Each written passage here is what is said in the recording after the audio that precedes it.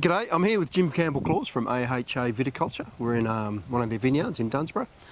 The season so far, Jim, we've had a different season. You would sort of sum it up as that? Yeah, so your thoughts up to date?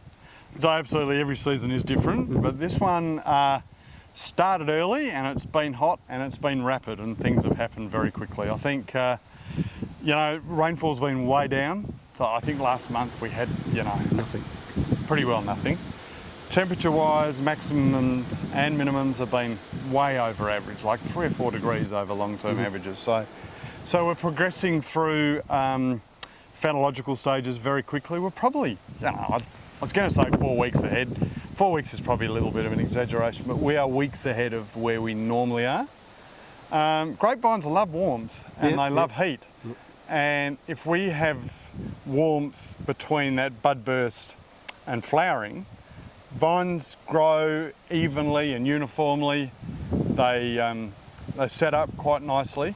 And then if we get past that while the fruit is developing and it cools down a bit, you know, we've bought the season early, but then if we have some nice cool weather now, we could have some absolutely beautiful fruit. Yep, let's talk that up and hope that stays that way. Absolutely. I've got a different feeling, but... Yeah, true. It does feel nice now. Yeah, yeah. Yeah, so disease-wise, what have you seen so far this season? So disease pressure, you know, with those hot, dry conditions, no sort of wet weather diseases, haven't seen, well, I have actually seen a tiny bit of downy, but not in this region. So basically no downy. Botrytis pressure will be a lot lower than normal because we were pretty dry through flowering. Powdery mildew is a dry weather disease. Yep. It likes warmth and humidity. So there has been a little bit of powdery reported around the region, not a lot, but it is a season where you have to be careful. And generally we start seeing signs of powdery at Christmas time. I'd say about now, on this sort of year, so where it's at. You're spot on. So I would be getting people to go and have a very close look now, because there's still time to do something about it if you do find any. But as we were chatting earlier, I think we need to be super careful with spray programs with the season being so early. All our EL stages are progressed, withholding periods don't change, so if we're going to be picking, you know, 2 or 3 or 4 weeks earlier, keep that in mind. Yeah. Definitely keep that in mind. I mean, sparkling base, you know, you're probably done with sprays now. Yep. Chardonnays and Savies in warmer, earlier sites, maybe squeeze 1 more spray in, maybe pretty close to being done. Yep. The reds you might do 1 or 2 more. And so going back to disease, botrytis, I've seen a lot of bunches around with aborted berries, a bit of clutter in. So pay to put something in at bunch closure or just after to... that will definitely increase the susceptibility, but if it's dry... It doesn't matter, does it? It's less important. Certainly that trash, as the bunch fills out and that trash gets caught, if we do get wet weather, and there's no reason why we won't get, you know, some rain events, then later season botrytis could be an issue.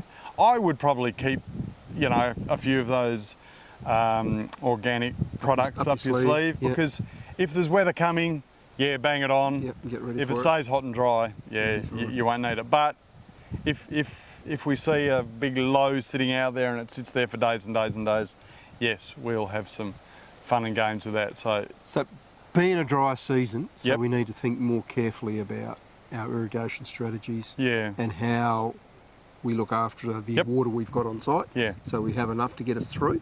No, absolutely. So what would your strategy be there? No, good point. Just one more thing on sprays. So we use a lot of sulphurs in our programs. Sulphur when it's hot and humid, so over 30 degrees and over sort of 50, 60%, you can get burn, and people say, oh, well, it's going to be fine the next day. It doesn't matter. That sulphur sits on the vines, it volatilizes, and it's the sulphur dioxide that causes the burn, and that can happen 3 or 4 days after the application. So just be super careful in this weather with sulphur. Same with oil-based sprays. Oh, absolutely. For sure. Yeah, get carbs with the oils can be a problem as well. So irrigation, absolutely.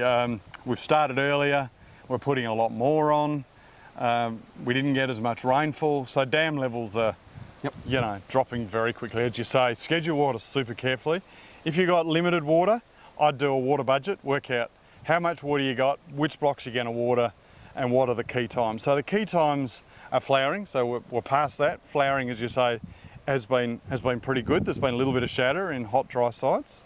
Veraison is the next. Yeah, so we're at bunch closure now, pretty much everywhere. Yeah. So yeah, bunch closure. You know, not super critical for water. Early veraison, particularly for reds, if you've got very limited water and you're going to do 1 or 2 irrigations, that's the time.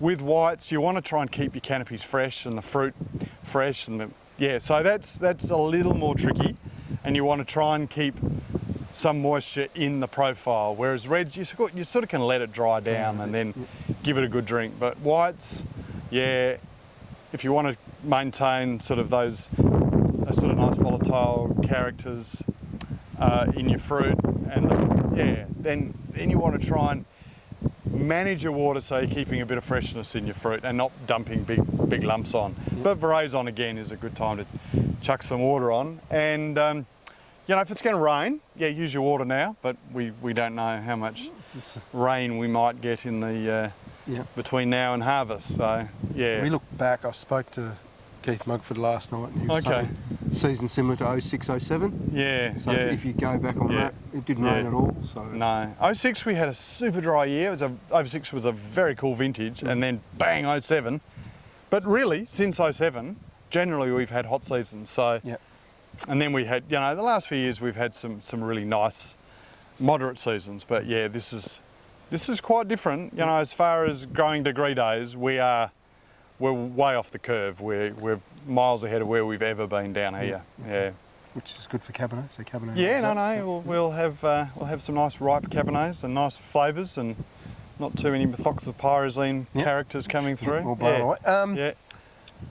Pests problems. What are we looking at? Probably birds at this stage. I think weevils have all gone, and there was some looper about, but not very much. No. So we see rust mite, starting to see a little bit of rust mite around. Yeah, they like these conditions, don't they? Yeah, they do. They love these hot, dry conditions. So rust mite, basically, sulphur program early in the season will retard those pests. If you're using a lot of systemics and not much sulphur, you might see some problems. Sulphur will help, but obviously be careful of burn. Yeah, but birds are the other one. Normally hot, dry seasons, things are early and the birds absolutely hammer it because there's not a lot of other tuck around. But just looking at some red gums here, you know, there's some lot of buds. There's lots of buds forming. In fact, there's a little bit of blossom at the very top there. Jarrah was a very strong... It was really strong, wasn't it? And still going. Still going. Black buds, super strong. Like there's white Christmas trees around. It looks like the blossom's going to be early, so that should keep us in pretty good stead for whites. But generally in a hot, dry year, it'll come and go, so our reds will be very susceptible. So nets on. Definitely, get nets on and put them on properly and secure them, and So anything else to think about in a season like this? Oh, look, when it's just basically it's earlier and it's warmer. Yeah, so with warmth, you want to be a little bit careful with fruit exposure. So we talked about water to keep your canopies fresh. I think you just need to be a little bit careful with exposure, not too much exposure. But in a warm season, the vines are acclimatised to that heat. So we get less sunburn, funnily enough, than in cool years when you have a hot spell. I'd just be careful that you don't overexpose stuff, and keep things trimmed. I wouldn't trim too hard. I would trim, you know, regularly and just knock the tops off. But don't hammer it, because, you know, if there's limited water, they won't bounce back as quickly. So just be careful with your trimming and your plucking, and and then the other thing, you know, in a year like this, uniformity, the phenology is quite uniform, so it's great for bunch thinning. You can zip through and do green bunches on your reds pretty efficiently. In cooler years, it's all over the place. It's more tricky, but we might have some fantastic fruit this year. Oh, good. Sounds promising. Yeah. Good. All right, thanks very much, Jim. Excellent. Okay, Cheers. thank you.